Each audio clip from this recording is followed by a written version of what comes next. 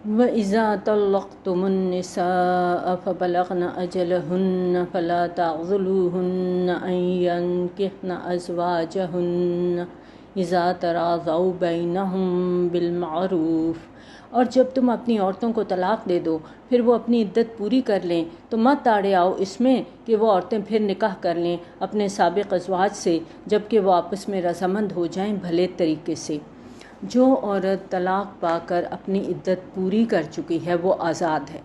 جہاں چاہے اپنی پسند سے نکاح کر سکتی ہے۔ اس ارادے میں طلاق دینے والے شوہر یا اس کے خاندان والوں کو کوئی رکاوٹ نہیں ڈالنی چاہیے۔ اسی طرح سے اگر کسی شخص نے اپنی بیوی کو 1 یا 2 طلاق دی ہے اور عدت کے دوران رجوع نہیں کیا تو اب عدت کے بعد عورت کو اختیار حاصل ہے کہ وہ چاہے تو اسی شوہر سے نکاح ثانی کر سکتی ہے۔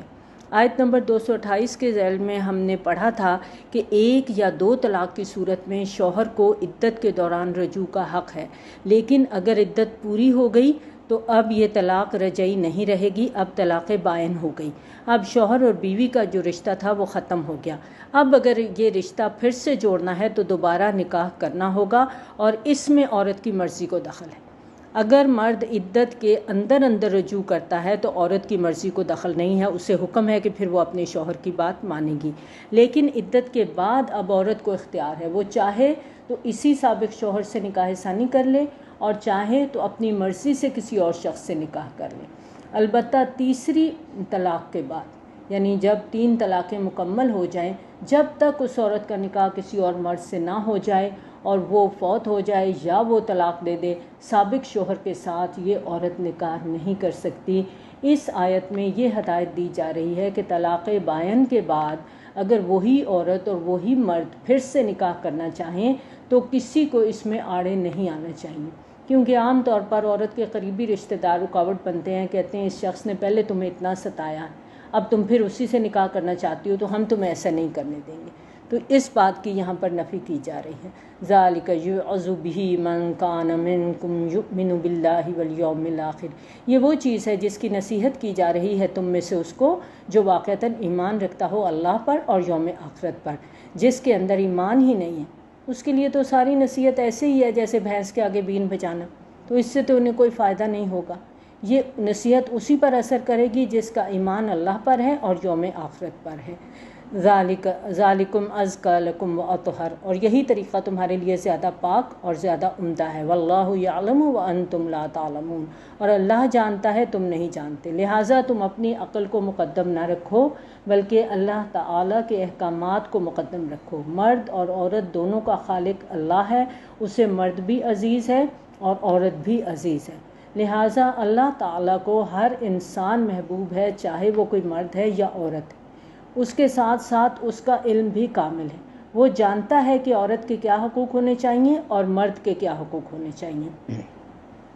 والوالدات یرضعن اولادہن حولین کاملین، اور مائیں اپنی اولاد کو دودھ پلائیں پورے 2 سال۔ لمن اراد ان یتم الرضاعہ، اس شخص کے لیے جو مدت رضاعت پوری کرانا چاہتا ہو، یعنی اگر طلاق دینے والا شوہر یہ چاہتا ہے کہ طلاق یافتہ بیوی اس کے بچے کو دودھ پلائے اور رضاعت کی مدت 2 سال پوری کرے تو عورت اس ذمہ داری سے انکار نہیں کرے گی۔ وعلی المولود لہ رزقہن وکسوتہن بالمعروف، اور بچے والے کے ذمے ہے یعنی والد کے ذمے ہے بچوں کی ماں کا کھانا اور کپڑا دستور کے مطابق، یعنی اس مدت میں جب کہ بچہ ماں کا دودھ پی رہا ہے بچے کے باپ پر طلاق یافتہ عورت کے کھانے اور کپڑے کی ذمہ داری ہے جس کو نان نفقہ کہا جاتا ہے۔ اور کیونکہ اولاد قانوناً شوہر کی ہے تو اس سلسلے میں دستور کا لحاظ رکھنا ہوگا، یعنی مرد کی حیثیت کو بھی دیکھا جائے گا اور عورت کی ضروریات کو بھی پیش نظر رکھا جائے گا، کہ ایسا نہ ہو کہ مرد کروڑ پتی ہے لیکن طلاق یافتہ بیوی کو خادماؤں کی طرح کا نان نفقہ دینا چاہتا ہے۔ لا تکلف نفس الا وسعها، کسی پر ذمہ داری نہیں ڈالی جاتی مگر اس کی وسعت کے مطابق۔ نہ تو تکلیف پہنچائی جائے کسی والدہ کو اپنے بچے کی وجہ سے، یعنی اگر کوئی ماں بچے کو دودھ پلا رہی ہے تو اسے بلا وجہ ستایا نہ جائے، اس کو خرچ میں تنگی نہ دی جائے۔ ولا مولود لہ بولدہ، اور نہ ہی اس کو جس کا وہ بچہ ہے یعنی باپ، اس کے بچے کی وجہ سے، یعنی جتنی اس کی انکم ہے اس سے بڑھ کے خرچ مانگا جائے جتنا کہ وہ افورڈ نہیں کر سکتا، یعنی نہ ماں کو تکلیف دی جائے نہ باپ کو تکلیف دی جائے، دونوں کے ساتھ منصفانہ سلوک کیا جائے۔ وعلی الوارث مثل ذالک، اور وارث پر بھی اسی طرح کی ذمہ داری ہے، یعنی اگر ماں بچے کو دودھ پلا رہی ہے اور اس کی طلاق ہو گئی ہے اور اس دوران بچے کا باپ فوت ہو گیا ہے، تو اب جو طلاق یافتہ عورت کا نان نفقہ ہے وہ مرحوم کے وارثوں کے ذمے ہوگا۔ فَإِنْ أَرَادَا فِصَالًا عَنْ تَرَاضٍ مِّنْهُمَا وَتَشَاوُرٍ، پھر اگر ماں باپ چاہیں کہ دودھ چھڑوا لیں باہمی رضامندی اور صلاح کے ساتھ، فَلَا جُنَاحَ عَلَيْهِمَا، تو ان دونوں پر کچھ گناہ نہیں۔ وَإِنْ أَرَدْتُمْ أَن تَسْتَرْضِعُوا أَوْلَادَكُمْ، اگر تم اپنے بچوں کو کسی اور سے دودھ پلانا چاہو، فَلَا جُنَاحَ عَلَيْكُمْ، تو بھی تم پر کچھ گناہ نہیں ہے۔ یعنی اگر بچے کا باپ یا بچے کے ورثاء جو ہیں بچے کی والدہ کی جگہ کسی اور عورت سے بچے کو دودھ پلوانا چاہیں تو اس کی بھی اجازت دی گئی ہے کہ ایسا بھی ہو سکتا ہے، اگر باہمی رضامندی سے دودھ چھڑوانا چاہتے ہیں ماں کا تو یہ بھی کیا جا سکتا ہے، بشرطے کہ اذا سلمتم ما آتیتم بالمعروف، جب کہ تم وہ سب کچھ دے دو کس کو، بچے کی ماں کو، جس کا تم نے دینا ٹھہرایا تھا دستور کے مطابق۔ یعنی ایسا نہ ہو کہ نان نفقہ بچانے کے لیے تم مدت رضاعت کے درمیان بچے کی ماں کی بجائے کسی اور سے صرف اس لیے دودھ پلوانے لگو کہ اسے پیسے کم دینے پڑیں گے، کہ اگر تم نے کسی دایا وغیرہ سے دودھ پلوانا چاہتے ہو تو پہلے بچے کی ماں کو بھلے طریقے پر سب کچھ ادا کرو جو تم نے اس سے طے کیا تھا۔ واتقوا اللہ واعلموا ان اللہ بما تعملون بصیر، اور اللہ کا تقوی اختیار کرو اور جان رکھو کہ جو کچھ تم کر رہے ہو اللہ اس سے دیکھ رہا ہے۔ ہر حکم کے بعد واتقوا اللہ کی بات کی جا رہی ہے، یعنی اللہ کا تقوی ہر صورت ہوگا تو ہی انسان اللہ کے احکامات کو پورا کر سکے گا۔ والذین یتوفون منکم ویذرون ازواجا، اور تم میں سے وفات پا جائیں جو لوگ اور بیویاں چھوڑ جائیں، یتربصن بانفسہن اربعۃ اشہر وعشرا، تو وہ عورتیں روکے رکھے اپنے آپ کو 4 ماہ 10 دن۔ پہلے آیت نمبر 228 کے اندر طلاق یافتہ عورت کی عدت 3 حیض بیان کی گئی، یہاں بیوہ عورت کی عدت بیان کی جا رہی ہے کہ وہ شوہر کی وفات کے بعد 4 ماہ اور 10 دن تک اپنے آپ کو شادی سے روکے رکھے گی۔ فَإِذَا بَلَغْنَ أَجَلَهُنَّ، پس جب وہ اپنی مدت کو پہنچ جائیں یعنی عدت پوری کر لیں، فَلَا جُنَاحَ عَلَيْكُمْ فِي مَا فَعَلْنَ فِي أَنفُسِهِنَّ بِالْمَعْرُوفِ، تو تم پر کوئی گناہ نہیں کہ اس معاملے میں جو کچھ وہ اپنے بارے میں دستور کے مطابق کریں۔ یعنی عدت گزار چکی ہے عورت، 4 ماہ 10 دن گزر چکے ہیں، اب وہ آزاد ہے، وہ جہاں مناسب سمجھے نکاح کر سکتی ہے۔ اگر اس وجہ سے روکنا چاہیں کہ بیوہ عورت ہے یہ نکاح کرے گی تو ہماری ناک کٹ جائے گی، لوگ کہیں گے صبر سے نہیں بیٹھ سکی، اس سے گزارا نہیں ہوا، اس سے رہا نہیں گیا، تو اس طرح کی باتیں بالکل غلط ہیں۔ کسی کو اختیار نہیں ہے کہ بیوہ عورت کو وہ نکاح سے روکے۔ واللہ بما تعملون خبیر، اور جو کچھ تم کر رہے ہو اللہ اس سے باخبر ہے۔ ولا جناح علیکم فیما عرضتم به من خطبۃ النساء او اکننتم فی انفسکم، اور تم پر کچھ گناہ نہیں ہے اس میں کہ کنایا اشارہ میں ظاہر کر دو ان عورتوں سے پیغام نکاح یا پوشیدہ رکھو اپنے دلوں میں، یعنی کسی عورت کا عدت کے دوران تو نکاح نہیں ہو سکتا، نہ ہی اسے واضح طور پر نکاح کا پیغام دیا جا سکتا ہے۔ البتہ اشارتاً بات کی جا سکتی ہے کہ مجھے اس سے دلچسپی ہے، یا پھر یہ بات دل میں ہی رکھی جائے، اس کو ظاہر نہ کیا جائے اور عدت ختم ہونے کا انتظار کیا جائے۔ علم اللہ انکم ستذکرونہن، اللہ کو معلوم ہے کہ تم ان عورتوں کا ذکر کرو گے، آخر تمہیں ان کا خیال آئے گا کہ یہ عورت بیوہ ہو گئی ہے، اب میں اس سے شادی کر سکتا ہوں۔ کوئی بھی آدمی سوچ سکتا ہے کہ یہ جو میرے دل میں بیوہ کے بارے میں خیال آ رہا ہے، اس نے نکاح کی رغبت پیدا ہو رہی ہے، تو شاید میں گناہ گار ہو گیا ہوں۔ تو یہاں اطمینان دلایا جا رہا ہے کہ ایسے خیال کا آنا گناہ نہیں ہے، یہ قانون فطرت ہے۔ وَلَٰكِن لَا تُوعِدُوهُنَّ سِرًّا، لیکن ان سے نکاح کا وعدہ نہ کر رکھو چھپ کر، ایسا نہ ہو کہ خفیہ ہی خفیہ آپس میں بات چیت کر کے نکاح طے کر لو، سوائے اس کے کوئی بات کہہ دو معروف طریقے سے، یعنی کوئی ایسی بات کہہ سکتے ہو جس سے اس عورت کو بھی اشارہ مل جائے کہ تم اس سے نکاح کے خواہش مند ہو، اور مت باندھو گرا نکاح کی جب تک کہ قانون شریعت اپنی مدت کو نہ پہنچ جائے، یعنی اللہ کی مقرر کردہ عدت جب تک پوری نہ ہو جائے۔ یہاں کتاب سے مراد قانون شریعت ہے، اور کتاب اللہ میں بیوہ کی عدت 4 ماہ 10 دن مقرر کی گئی ہے، اس کا پورا ہونا ضروری ہے، اس سے پہلے نکاح نہیں ہو سکتا۔ وَاعْلَمُوا أَنَّ اللَّهَ يَعْلَمُ مَا فِي أَنفُسِكُمْ فَاحْذَرُوهُ، اور جان رکھو اللہ خوب جانتا ہے جو کچھ تمہارے دلوں میں ہے، پس اس سے ڈرتے رہو، اس کی پکڑ سے خود کو بچاؤ، وہ کام نہ کرو کہ تم اللہ کی پکڑ میں آ جاؤ۔ وَاعْلَمُوا أَنَّ اللَّهَ غَفُورٌ حَلِيمٌ، اور یہ بھی جان رکھو کہ اللہ بخشنے والا بردبار ہے، اللہ غفور ہے، بخشنے والا ہے۔ اگر کوئی تم سے خطا ہو گئی ہے تو استغفار کر لو، توبہ کر لو، اللہ معاف کر دے گا، اور وہ حلیم ہے، وہ تحمل کرنے والا ہے، وہ فوراً نہیں پکڑتا، وہ ڈھیل دیتا ہے، مہلت دیتا ہے، کیوں؟ تاکہ تم توبہ کر لو۔ لا جناح علیکم ان طلقتم النساء ما لم تمسوهن او تفرضوا لهن فریضہ، تم پر کوئی گناہ نہیں ہے اگر تم ایسی بیویوں کو طلاق دے دو جن کو نہ تم نے ابھی چھوا ہو اور نہ ان کے لیے مہر مقرر کیا گیا ہو۔ یعنی اگر کسی شخص کا کسی عورت کے ساتھ نکاح ہوا ہے اور ابھی آپس میں میاں بیوی کا تعلق قائم نہیں ہوا اور نہ ہی کوئی مہر مقرر ہوا ہے، تو پھر کیا ہوگا کہ اگر طلاق کی نوبت آ گئی ہے تو وَمَتِّعُوهُنَّ، تو ان کو کچھ خرچ دو، یعنی مہر کی ادائیگی تو نہیں ہوگی کیونکہ مہر مقرر نہیں کیا گیا، لیکن مرد کو چاہیے کہ اس عورت کو کچھ نہ کچھ مال متاع، کوئی کپڑے، کوئی زیور، کوئی بھی چیز دے دلا کے رخصت کرے۔ علی الموسع قدرہ وعلی المقتر قدرہ، صاحب وسعت اپنی حیثیت کے مطابق اور تنگ دست اپنی حیثیت کے مطابق، یعنی جو وسعت والا ہے، غنی ہے، جس کے پاس مال ہے، وہ اپنی حیثیت کے مطابق عورت کو رخصت کرے کچھ دے دلا کے، اور جو تنگ دست ہے وہ اپنی حیثیت کے مطابق۔ متاع بالمعروف، جو خرچ کے قاعدے کے موافق ہے، یعنی یہ ساز و سامان جو دنیا کا ہے یہ بھی اچھے طریقے سے، خوبصورت طریقے سے، بھلے انداز سے دیا جائے، ایسا اس طرح نہ دیا جائے کہ جیسے خیرات دی جا رہی ہے۔ حقاً علی المحسنین، یہ حق ہے محسنین پر، نیکی کرنے والے بھلے لوگ یہ سمجھ لیں کہ یہ ان پر اللہ تعالیٰ کی طرف سے عائد کردہ ایک ذمہ داری ہے۔ اور اگر تم عورتوں کو طلاق دو ان کو ہاتھ لگانے سے پہلے اور تم ٹھہرا چکے ان کے لیے ایک متعین مہر، یعنی نکاح ہوا لیکن ابھی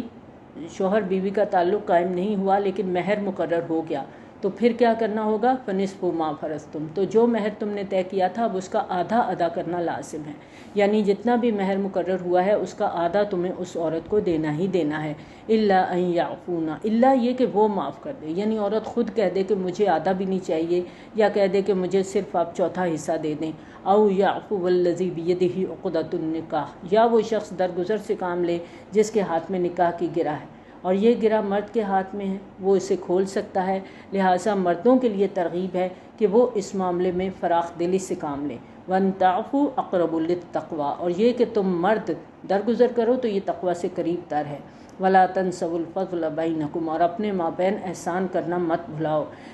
یعنی کہ مت بھولو کہ تمہیں ایک دوسرے پر جو فضیلت دی گئی ہے، یعنی مرد کو عورت پر فضیلت دی گئی ہے، جو مردوں کو اللہ تعالیٰ نے فضیلت دی ہے اس کو مت بھولو۔ چنانچہ تمہارا طرز عمل بھی ایسا ہونا چاہیے کہ تم اپنے بڑے ہونے کے حساب سے اپنا بڑا پن دکھاؤ، عورت کے ساتھ نرمی کرو اور اس کو زیادہ دے دو، تم نے جتنا بھی مہر مقرر کیا ہے وہ نصف کی بجائے پورا دے دو، اور معروف طریقے سے عزت اور تکریم کے ساتھ رخصت کرو۔ ان اللہ بما تعملون بصیر، یقیناً جو کچھ تم کر رہے ہو اللہ اسے دیکھ رہا ہے۔ حافظوا علی الصلوات والصلاۃ الوسطیٰ، محافظت کرو تمام نمازوں کی اور خاص طور پر بیچ والی نماز کی۔ یہ بار بار یہاں پر اب دیکھیں کہ آ رہا ہے کہ اللہ ہر شے کا جاننے والا ہے۔ جان رکھو کہ اللہ تمہارے سب کاموں کو دیکھ رہا ہے، جو کچھ تم کر رہے ہو اللہ کی نگاہ میں ہے، جو کچھ تم کر رہے ہو اللہ اس سے باخبر ہے۔ تو اس سب چیزوں کو دل میں پکا کرنے کے لیے تمہیں 5 وقتہ نماز دی گئی،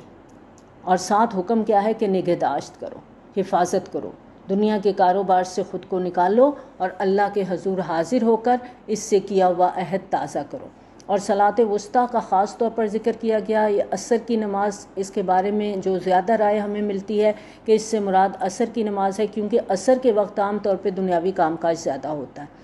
اور کہیں بازار بھی عورتوں نے جانا ہوتا ہے اور کوئی مہمان اس ٹائم آ جاتے ہیں، گاہکوں کا بھی رش زیادہ ہوتا ہے دکان کے اوپر، تو اس لیے یہاں پر زیادہ رائے یہی ہے کہ اس سے مراد عصر کی نماز ہے۔ اور بس صلاۃ الوسطیٰ کی بات کی گئی ہے تو 2 نمازیں فجر اور ظہر پہلے ہیں اور 2 نمازیں مغرب اور عشاء اس کے بعد ہیں۔ وَقُومُوا لِلَّهِ قَانِتِينَ، اور کھڑے ہوا کرو اللہ کے سامنے پورے ادب کے ساتھ۔ قیام، رکوع، سجدہ یہ فرائض نماز میں سے ہیں۔ رکوع میں بندہ اپنے رب کے حضور عاجزی سے جھک جاتا ہے اور سجدہ اس جھکنے کی انتہا ہے۔ مطلوب یہ ہے کہ قیام میں قنوت ہو، عاجزی ہو، انکساری ہو، معلوم ہو کہ بندہ اپنے آقا کے سامنے با ادب کھڑا ہے۔ وَإِنْ خِفْتُمْ فَرِجَالًا أَوْ رُكْبَانًا، پھر اگر تم خطرے کی حالت میں ہو تو چاہے پیدل ہو یا سوار، یعنی دشمن تمہارا پیچھا کر رہا ہے۔ اب یہ نہیں کہ رک کے تمام شرائط اور آداب کے ساتھ نماز پڑھنا شروع کریں گے اور وہ آپ کے سر پہ پہنچ جائے گا، یا آپ نے کہیں جا کر فوری طور پہ حملہ کرنا ہے اور آپ نماز کے لیے رک جائیں تو مطلوبہ ہدف حاصل نہ کر سکیں۔ چنانچہ دشمن سے خطرے کی حالت میں پیدل ہو یا سوار، جس حال میں بھی ہو نماز پڑھی جا سکتی ہے۔ فَإِذَا أَمِنْتُمْ، پھر جب تم امن میں ہو جاؤ، یعنی خطرہ دور ہو جائے، امن کی حالت ہو جائے، فَاذْكُرُوا اللَّهَ كَمَا عَلَّمَكُم مَّا لَمْ تَكُونُوا تَعْلَمُونَ، پھر اللہ کو یاد کرو جیسے کہ تمہیں اس نے سکھایا ہے جس کو تم نہیں جانتے تھے۔ امت کو نماز پڑھنے کا طریقہ نبی صلی اللہ علیہ وآلہ وسلم نے سکھایا اور حکم دیا، صلوا کما رأیتمونی اصلی، نماز پڑھو جیسے کہ تم مجھے نماز پڑھتے ہوئے دیکھتے ہو۔ یہ بخاری کی روایت ہے اور نماز کا یہ طریقہ اللہ تعالیٰ کا سکھایا ہوا ہے۔ روایات سے ثابت ہے کہ حضرت جبرائیل علیہ السلام نے نبی صلی اللہ علیہ وآلہ وسلم کو 2 دن نماز پڑھائی ہے، ایک دن 5 نمازیں اول وقت میں اور دوسرے دن 5 نمازیں آخری وقت میں پڑھائیں، اور بتا دیا کہ ان نمازوں کا وقت ان اوقات کے درمیان ہے۔ چنانچہ نماز کے معاملے میں نبی صلی اللہ علیہ وآلہ وسلم کے معلم حضرت جبرائیل علیہ السلام ہیں اور نبی صلی اللہ علیہ وآلہ وسلم پوری امت کے لیے معلم ہیں۔ اب آگے بیوہ عورتوں کے بارے میں مزید ہدایات آ رہی ہیں۔ وَالَّذِينَ يُتَوَفَّوْنَ مِنْكُمْ وَيَذَرُونَ أَزْوَاجًا، اور جو لوگ تم میں سے وفات دے دیے جائیں، وہ چھوڑ جائیں اپنی بیویاں، تو وہ وصیت کر جائیں اپنی بیویوں کے لیے 1 سال تک کے لیے نان نفقہ کی، بغیر اس کے کہ انہیں گھروں سے نکالا جائے۔ مثلاً ایک شخص فوت ہو گیا ہے، اس کی 1 سے زیادہ بیویاں ہیں، ایک بیوی کی اولاد ہے، باقی اس کی سوتیلی مائیں ہیں۔ اب یہ اولاد سگی ماں کو تو اپنی ماں سمجھ کے خدمت کرے گی، باقی کو وہ خامخواہ ایک ذمہ داری سمجھے گی۔ تو فرمایا کہ ایسا نہ ہو کہ ان بیواؤں کو فوراً گھر سے نکال دو کہ جس سے تمہاری شادی ہوئی تھی وہ تو فوت ہو گیا، اب تمہارا اس گھر سے کوئی تعلق نہیں، بلکہ 1 سال کے لیے انہیں گھر سے نہ نکالو، ان کا نان نفقہ ان کو دو۔ اور یہ آیات جب نازل ہوئی تھیں اس وقت تک قانون وراثت ابھی نہیں آیا تھا۔ سورہ نساء میں قانون وراثت نازل ہوا، اس میں والدین کا حق بھی معین کر دیا گیا اور شوہر کی وفات کی صورت میں بیوی کے حق کا اور بیوی کی وفات کی صورت میں شوہر کے حق کا بھی تعین کر دیا گیا۔ اب والدین، عزیز و اقارب اور بیوگان کے حق میں یہ وصیت کی جو ہدایات تھیں یہ اب منسوخ ہو گئی ہیں۔ آیت موجود ہے لیکن یہ حکم اب منسوخ ہے۔ فَإِنْ خَرَجْنَا فَلَا جُنَاحَ عَلَيْكُمْ فِي مَا فَعَلْنَا فِي أَنفُسِهِنَّ مِن مَّعْرُوفٍ، پھر اگر وہ عورتیں خود نکل جائیں تو تم پر اس کا کوئی گناہ نہیں کہ جو کچھ وہ اپنے حق میں معروف طریقے پر حاصل کریں۔ یعنی اگر کوئی عورت عدت گزارنے کے بعد دوسری شادی کر کے کہیں بسنا چاہتی ہے تو پھر سال بھر کے لیے اسے روکنے کی ضرورت نہیں ہے، وہ اپنے حق میں معروف طریقے پر جو بھی فیصلہ کرے وہ اس کی مجاز ہے، اس کا کوئی الزام تم پر نہیں آئے گا۔ واللہ عزیز حکیم، اور اللہ تعالیٰ زبردست ہے، حکمت والا ہے۔ وَلِلْمُطَلَّقَاتِ مَتَاعٌ بِالْمَعْرُوفِ، اور مطلقہ عورتوں کو بھی ساز و سامان زندگی دینا ہے معروف طریقے پر، حقاً علی المتقین، یہ لازم ہے پرہیزگاروں کے لیے۔ کذالک یبین اللہ لکم آیاتہ لعلکم تعقلون، اس طرح اللہ تعالیٰ تمہارے لیے اپنی آیات کو واضح کر رہا ہے تاکہ تم عقل سے کام لو اور بات کو سمجھو۔ پیچھے بھی ہم پڑھ چکے کہ حضرت موسیٰ علیہ السلام کے بعد بنی اسرائیل نے یوشع بن نون کی سرکردگی میں جہاد اور قتال کیا تھا اور فلسطین کو فتح کیا تھا، اور وہاں پر ایک مستحکم حکومت قائم کرنے کی بجائے انہوں نے چھوٹی چھوٹی 12 حکومتیں بنا لی تھیں اور آپس میں لڑتے رہتے تھے۔ لیکن 300 برس کے بعد پھر یہ صورتحال پیدا ہو گئی کہ ان کے اوپر دنیا تنگ ہو گئی اور آس پاس کی کافر اور مشرک قوموں نے انہیں دبا لیا، اور بہت سوں کو ان کے گھروں سے ان کے ملکوں سے نکال دیا، تو تنگ آ کر انہوں نے اس وقت کے نبی سے کہا کہ ہمارے لیے کوئی بادشاہ یعنی سپہ سالار مقرر کر دیجئے، اب ہم اللہ کے راستے میں جنگ کریں گے۔ چنانچہ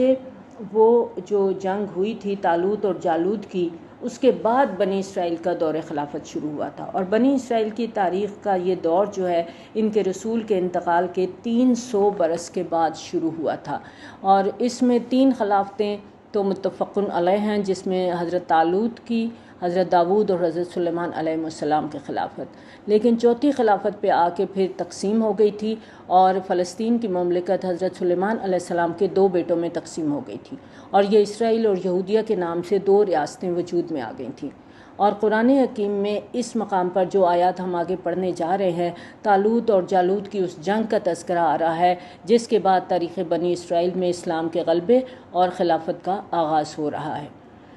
اور صحابہ کرام رضی اللہ تعالیٰ عنہم کو بھی آئینہ دکھایا جا رہا ہے کہ اب یہی مرحلہ تمہیں درپیش ہے، کیونکہ اس کے بعد جلد ہی غزوہ بدر ہوا تھا۔ الم تر الی الذین خرجوا من دیارہم، کیا تم نے ان لوگوں کے حال پر غور نہیں کیا جو نکل کھڑے ہوئے اپنے گھروں سے، وہم الوف، اور جبکہ وہ ہزاروں کی تعداد میں تھے، حذر الموت، موت کے ڈر کی وجہ سے، فقال لهم اللہ موتوا، تو اللہ نے ان سے کہا مر جاؤ، ثم احیاہم، پھر اللہ نے انہیں زندہ کیا۔ ان اللہ لذو فضل علی الناس ولکن اکثر الناس لا یشکرون، یقیناً اللہ تعالیٰ تو لوگوں پر بڑا فضل کرنے والا ہے، لیکن اکثر لوگ شکر نہیں کرتے۔ اکثر لوگ شکر گزاری کی روش اختیار کرنے کی بجائے اللہ تعالیٰ کے احسانات کی ناقدری کرتے رہتے ہیں۔ اور جنگ کرو اللہ کی راہ میں، اور خوب جان لو کہ اللہ تعالیٰ سب کچھ سننے والا اور سب کچھ جاننے والا ہے۔ من ذا الذی یقرض اللہ قرضا حسنا فیضاعفہ لہ اضعافا کثیرہ،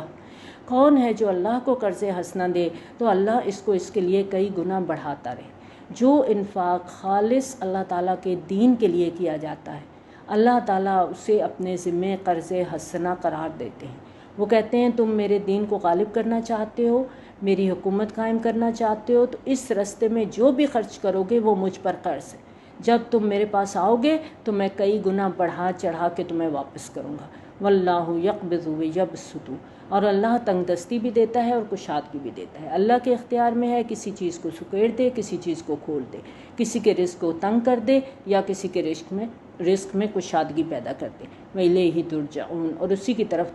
تمہیں لوٹایا جائے گا۔ یہاں آپ دیکھیں کہ جہاد بن نفس اور جہاد بن مال دونوں کا تذکرہ کیا گیا، اور جہاد بن نفس کی آخری شکل قتال ہے، اور جہاد بالمال کے لیے پہلے انفاق کا لفظ آیا، اب یہاں قرض حسنہ کا لفظ آیا ہے۔ الم تر الی الملأ من بنی اسرائیل من بعد موسیٰ، کیا تم نے غور نہیں کیا کہ بنی اسرائیل کے سرداروں کے معاملے میں جو انہیں موسیٰ علیہ السلام کے بعد پیش آیا، جبکہ انہوں نے اپنے نبی سے کہا ہمارے لیے کوئی بادشاہ مقرر کر دیجئے تاکہ ہم اللہ کی راہ میں جنگ کریں۔ یہاں بادشاہ سے مراد امیر اور سپہ سالار ہے۔ ظاہر بات ہے کہ نبی کی موجودگی میں بلند ترین مرتبہ تو نبی کا ہی رہے گا، لیکن وہ کہنے لگے کہ ہمیں ایک ایسا امیر نامزد کر دیجئے جو جنگ میں ہماری سپہ سالاری کرے۔ اس وقت سیموئیل ان کے نبی تھے جن سے سرداران بنی اسرائیل نے یہ فرمائش کی تھی۔ قال هل عصیتم ان کتب علیکم القتال الا تقاتلوا، انہوں نے کہا تم سے اس بات کا بھی اندیشہ ہے کہ جب تم پر جنگ فرض کر دی جائے تو تم جنگ نہ کرو، یعنی ابھی تو تم بڑے بڑے دعوے کر رہے ہو، بڑے جوش و خروش اور بہادری کا اظہار کر رہے ہو، ایسا نہ ہو کہ میں اللہ تعالیٰ سے جنگ کی اجازت بھی لوں، تمہارے لیے سپہ سالار بھی مقرر کروں اور پھر تم جنگ سے کنی کترا جاؤ۔ قالوا وما لنا الا نقاتل فی سبیل اللہ، انہوں نے کہا یہ کیسے ہو سکتا ہے کہ ہم اللہ کی راہ میں قتال نہ کریں، وقد اخرجنا من دیارنا وابنائنا، جبکہ ہمیں نکال دیا گیا ہمارے گھروں سے اور اپنے بیٹوں سے۔ دشمنوں نے ان کے بیٹوں کو غلام اور ان کی عورتوں کو باندیاں بنا لیا تھا، اور یہ اپنے ملکوں سے خوف کے مارے بھاگے ہوئے تھے۔ تو انہوں نے کہا کہ ہم جنگ نہیں کریں گے تو پھر کیا کریں گے، انہوں نے تو ہمارے گھروں سے ہمیں نکال دیا، ہمارے بیٹوں کو غلام بنا لیا۔ فلما کتب علیہم القتال، پھر جب ان پر جنگ فرض کر دی گئی، تولوا الا قلیلا منہم، تو سب پیٹ پھیر گئے سوائے ان کی ایک قلیل تعداد کے۔ یہاں مسلمانوں کو بھی ایک طرح سے یہ بات بتا کے تنبیہ کی جا رہی ہے کہ تم بھی کہتے تھے کہ ہمیں جنگ کی اجازت ملنی چاہیے۔ جب مکہ میں تھے تو مسلمان بہت